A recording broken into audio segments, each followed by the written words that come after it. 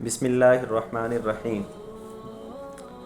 یا ایہا الذین آمنو، اے ایمان والو، لا ترفعوا اصواتکم، اپنی آوازوں کو بلند نہ کرو، فوق صوت النبی، نبی کی آواز سے، ولا تجہروا لہ بالقول، اور تم رسول اللہ صلی اللہ علیہ وآلہ وسلم کے سامنے زور سے نہ بولو، کجہر بعضکم لبعض، جیسے تم آپس میں زور سے بولتے ہو، ان تحبط اعمالکم، کہیں ایسا نہ ہو تحبط، تمہارے اعمال ضائع کر دیے جائیں، وانتم لا تشعرون، اور تمہیں پتہ بھی نہ چلے، تمہیں شعور بھی نہ ہو۔ یہ اس کا ترجمہ تھا۔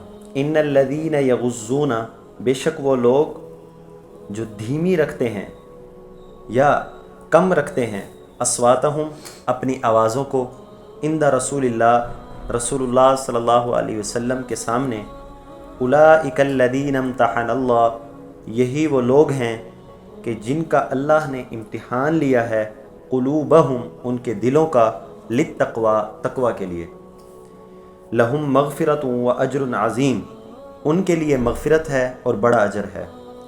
ان الذین ینادونک، بے شک وہ لوگ جو پکارتے ہیں آپ کو، من وراء الحجرات، کمروں کے پیچھے سے، گھروں کے پیچھے سے، اکثرهم لا یعقلون، ان میں سے اکثر عقل نہیں رکھتے، ولو انہم صبروا، اور اگر یہ کہ وہ صبر کرتے، حتی تخرج الیہم، یہاں تک کہ آپ نکل کر خود ان کے پاس چلے جاتے، لکان خیر لہم، تو یہ ان کے لیے بہتر ہوتا، واللہ غفور الرحیم، اللہ بخشنے والا ہے، رحم کرنے والا ہے۔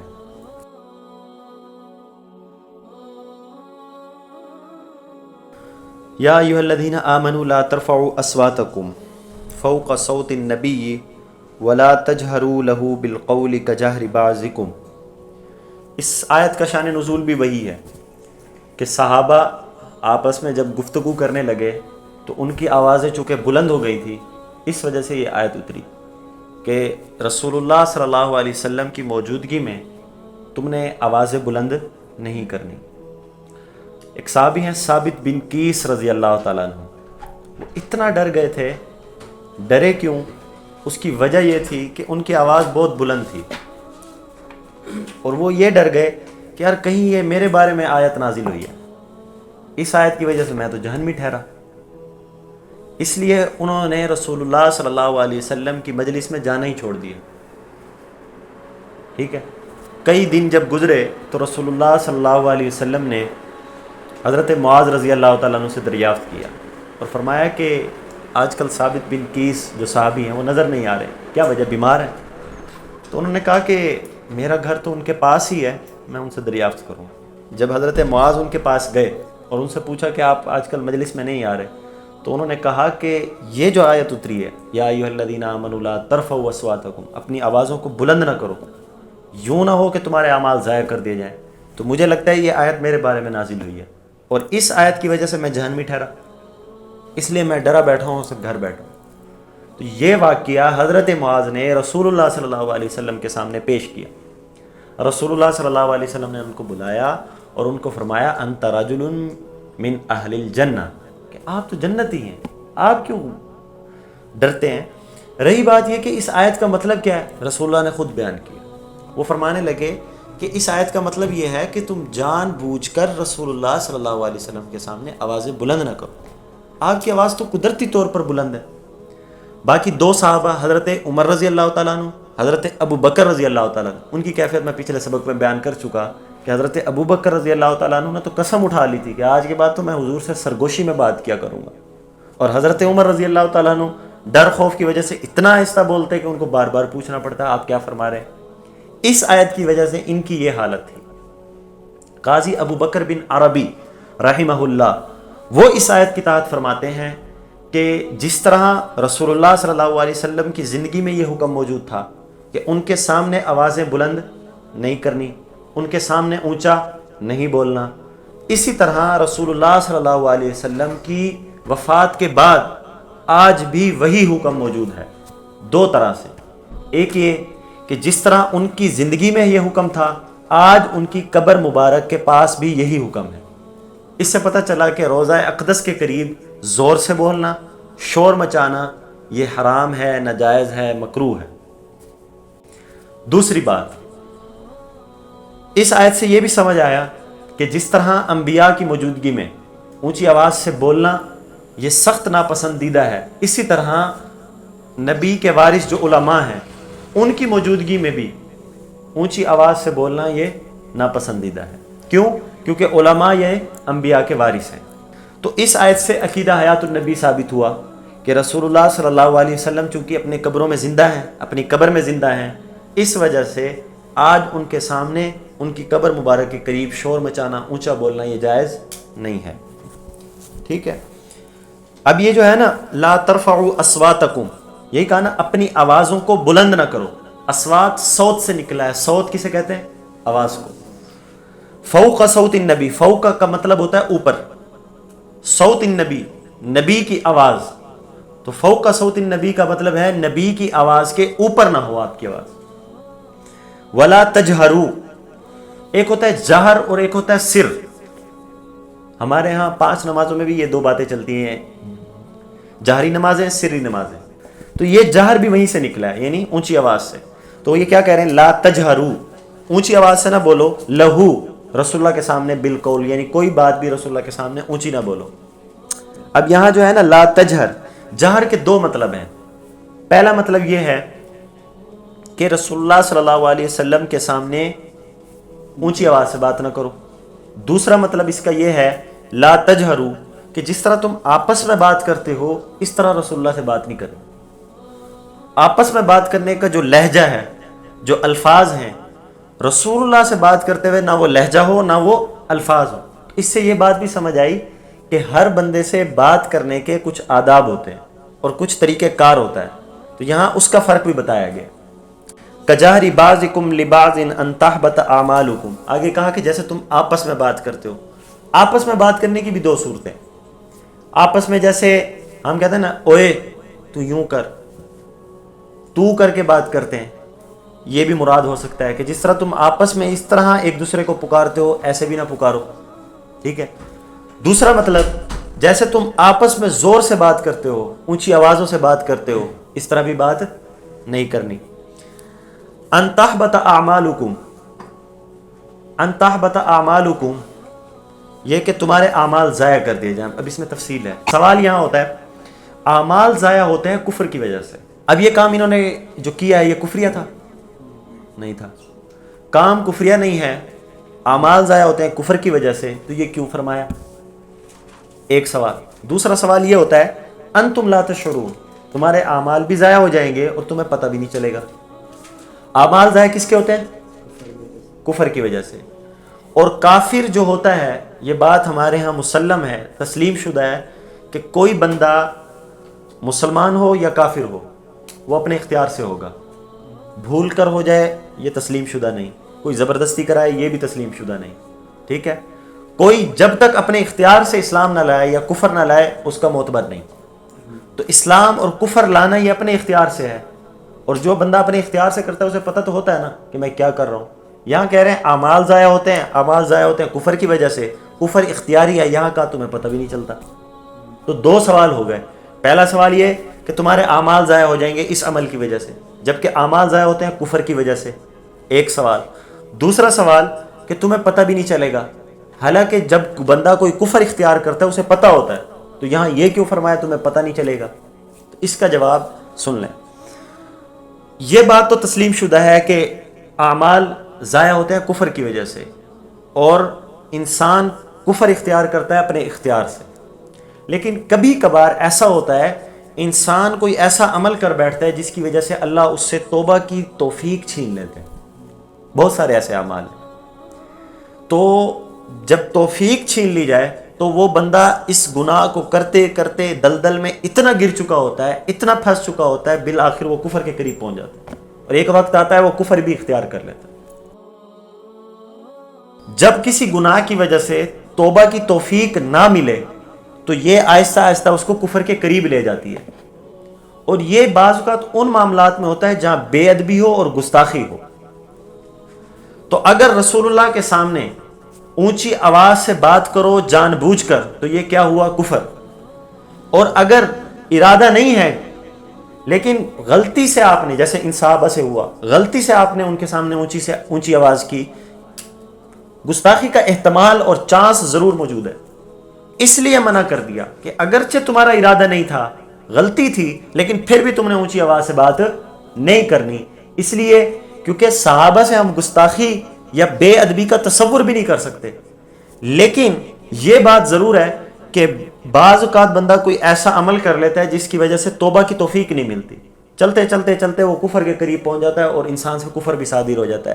اس لیے یہاں فرمایا کہ یہ گستاخی اگر اس سے ہم نے نہ منع کیا تو یہ گستاخی چلتی چلتی چلتی ایک وقت آئے گا کفر تک پہنچا دے گی اور تمہیں پتہ بھی نہیں چلے گا، تمہارے اعمال ضائع ہو جائیں گے. ان الذین یغضون اصواتهم عند رسول اللہ، یہاں سے ان لوگوں کی تعریف بیان کی جو لوگ اپنی آوازوں کو رسول اللہ صلی اللہ علیہ وسلم کے سامنے پست رکھتے ہیں. کون ہے وہ؟ اولئک الذین امتحن اللہ قلوبهم للتقوی، یہ وہ لوگ ہیں جن کا اللہ نے امتحان لیا ان کے دلوں کا اور تقوی کے لیے ان کو خالص کر لیا. جب ان کے دلوں کو اللہ نے پرکھا تو ان کے دل اس قابل تھے کہ ان کو تقوی کے لیے خالص کر لیا جائے، اور اس کے پہلے مصداق صحابہ بنتے. تو یہاں سے پتہ چلا تقوی کا مدار یہ دل ہے، اور تقوی میں سب سے اعلیٰ کون تھے جن کا امتحان اللہ نے لیا؟ وہ کون ہے؟ صحابہ. لہم مغفرہ، انہی صحابہ کے لیے اعلان ہو رہا ہے لہم مغفرہ، انہی کے لیے مغفرت ہے. اور پھر انہی کے لیے اعلان ہو رہا ہے اجر عظیم، کہ انہی کے لیے بڑا اجر ہے. اس سے پتہ چلا کہ جتنے صحابہ ہیں شروع سے لے کر آخر تک، ایک تو تمام تقوی کے اعلیٰ معیار پر تھے. دوسری بات یہ پتہ چلی ان کے لیے مغفرت ہے، چھوٹی موٹی جو غلطیاں ان سے صادر ہوئیں اس پر اللہ ان سے پکڑ نہیں فرمائے گا. لہم مغفرہ، ان کے لیے مغفرت ہے. پھر صرف مغفرت نہیں ہے، بڑا اجر بھی ہے.